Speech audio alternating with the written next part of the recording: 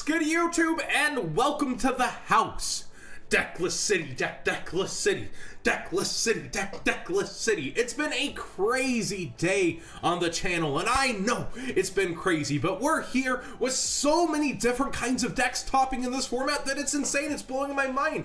I don't think I've had two of the same decks submitted yet, and this is Olli 60 card Infernoids. A great look at the deck. He managed to get 5th place at the German regionals of around 60 people. I know it's not the biggest tournament, but it's nice to see Infernoids represent in the top cut as well. He says that we don't have big tournaments like the US players get all the time, so it's pretty cool to also show an international feel and report. He notes that his English may not be the best, so bear with him as I read his tournament report. Hey, I am Olli, and I'm playing Infernoids now since a long time. Because it's one of my favorite decks, and I actually got a few tops with it. I build the deck basically to beat the current best decks. As you can see, I build the deck to go second. All in all, I lost every dice roll, and my opponent went, obviously, always first. Perfect for me. For the main deck, the Infernoid lineup is pretty standard. I use the Lightsworn engine simply because Charge says Mill 3, and Raiden/Lumina are the best normal summons next to Decatron.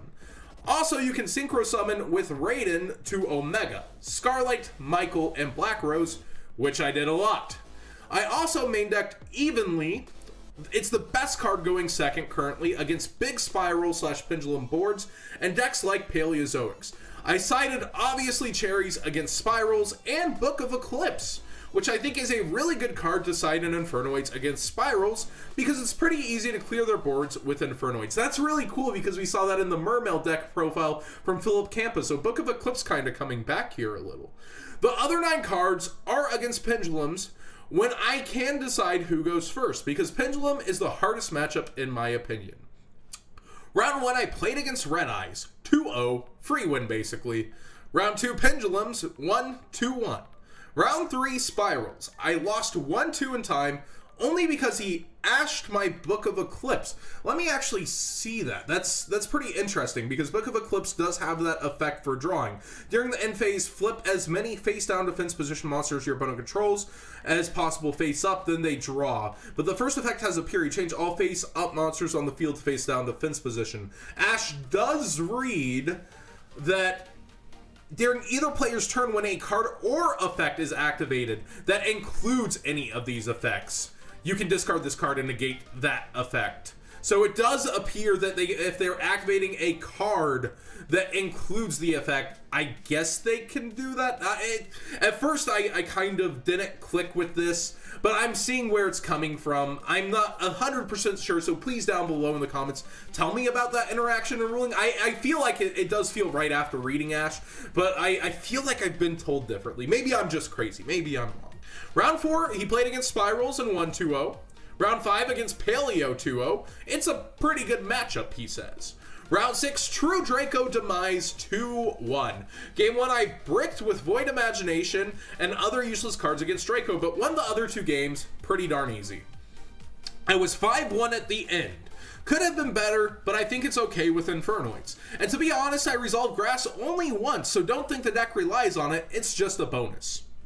Shoutouts to Adrian Durson, Joshua Ooster, hopefully I didn't murder that, Kong, Icello, Chris, and Lucas. Sorry for my English, hope it's okay. And I told him, no problem. He said include his name in the title. Have you seen House of Champs? It's about the players. The name's always in the title when we're doing their deck list. It's their accomplishment. And let's go ahead and get into this deck profile and talk about it. 3 Ash Blossom and Joyous Spring, so this is not a budget-friendly version.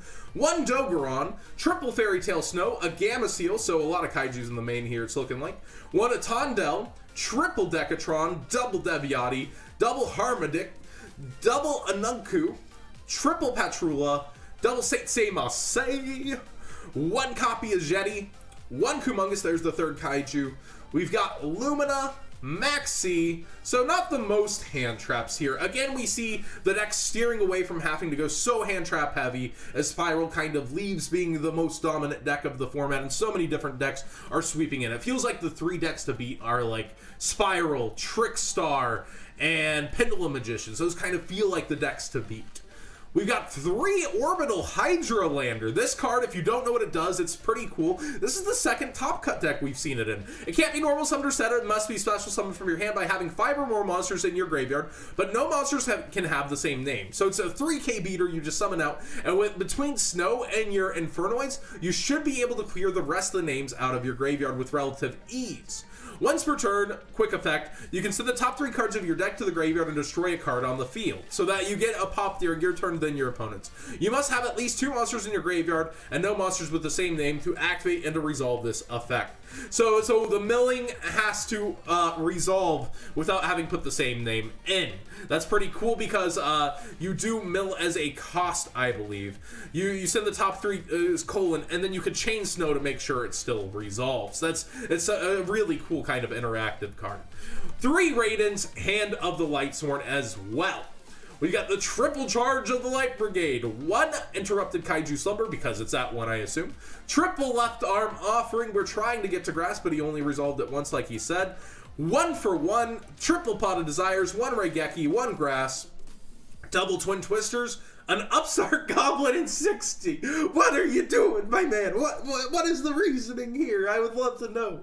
Oh, no, I should have asked. Triple Void Imagination, Triple Void Banishment, Triple Evenly Matched, and Double Void Feast. Maybe it's a meme. I'm guessing it's a meme. I don't know what's going on anymore. In the side deck, we've got Triple Ghost Reaper and Winter Cherries, Triple Book of Eclipse, Triple Cosmic Cyclone, Triple Dimensional Barrier, and Triple Psalm Scolding. If you haven't kept up with all these deck lists this weekend, Psalm Scolding seems to be going in the side decks for Evenly Matched, and then when they don't draw Evenly Matched, it gets a ton of value because you're going to stop any card during their turn. It's just a great stoppage card that gets extra mileage because it's stopping anything despite its huge life points pay. Dimensional Barrier mostly for when you're going first against decks like Pendulum Magicians, maybe ABCs call Xyz. We've got the Triple Cosmic Cyclones. This is great against Pendulum Magicians, True Draco, so many decks. I like this.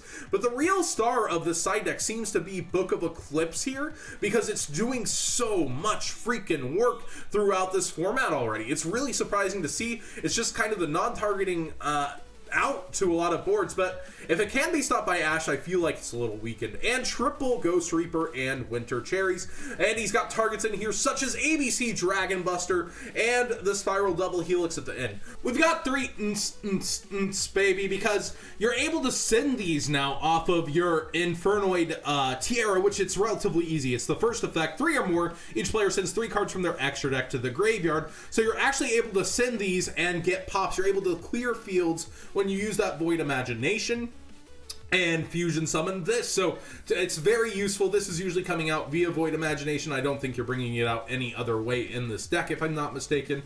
But it is searchable via Void Banishment. We've got a Black Rose Dragon, Mikel, 1 Omega, 1 Scarlight Red Dragon Archfiend, Abyss Dweller, Minerva, 1 Utopia, 1 Utopia the Lightning, Tornado Dragon, and as mentioned, the Cherries target here. So, a great look at Infernoids, I think. I really like it. It's kind of a cheeky tech here to have Hydrolander. I feel like that might not be the most consistent, but it does mill extra, and it is a huge body on board, and I can't argue with the results. It's definitely in there, and it's really cool to see this. I've heard a lot more people mentioning this card, and most of the time, I personally am not a huge fan. That's just my personal opinion.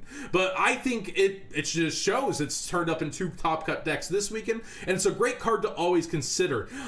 People always mention that you have the one of everything format, the Highlander format, and Hydrolander was made for Highlander format. I think it's really cool. But this deck definitely one of the best for being able to get rid of the extra cards in your graveyard at any point in time to be able to use its effect and to resolve its effect. So thanks for watching, guys. Again, this was the 5th place Olli deck profile. Thanks for watching, everybody. I also just want to say thanks a lot to the guys who are putting up with all the deck lists today. I know it's not content everybody wants, but you all have been really positive about seeing all these deck lists again today, and I'm super happy to do these for you guys. I really like showing off players' accomplishments in the community and showing off deck lists. I know the content can get repetitive sometimes, but even minute changes in decks I feel like can be a huge difference in tournament scenes, and looking at techs you might not have thought of, good or bad, such as Hydralander. Like, you may not agree with it, but you can see why it does well. I really like showing off deck lists like that. So thank you a lot for watching, everybody.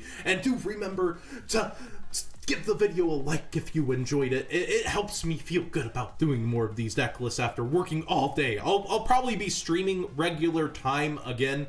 Well, at some point in time again after I finish doing the rest of the deck lists.